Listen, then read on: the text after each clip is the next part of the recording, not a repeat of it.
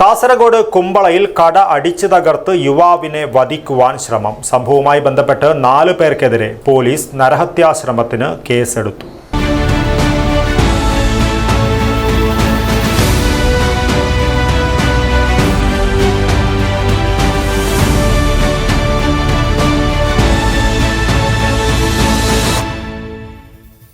കുമ്പള പേരാലിലെ കടയാണ് ആക്രമിച്ചത്. പേരാലിലെ BM റിഫായിയെ ആക്രമിച്ചെന്ന പരാതിയിൽ കുമ്പള പോലീസാണ് നരഹത്യാശ്രമത്തിന് കേസെടുത്തത്.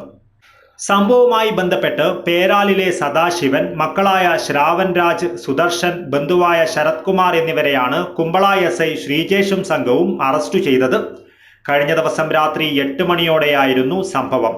പരാതിക്കാരന്റെ സഹോദരൻ അബ്ദുൽ റഹ്മാന്റെ ഉടമസ്ഥതയിലുള്ള കടയാണ് തല്ലി തകർത്തത്.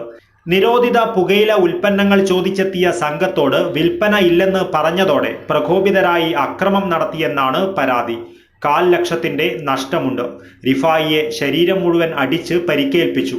തുടർന്ന് തലയ്ക്കടിച്ച് കൊല്ലുവാൻ ശ്രമിച്ചതായും പരാതിയിൽ പറയുന്നു. കോടതിയിൽ ഹാജരാക്കിയ പ്രതികളെ റിമാൻഡ് ചെയ്തു. Abdul Rahman Udyavar, news bureau, Manjeshwaram.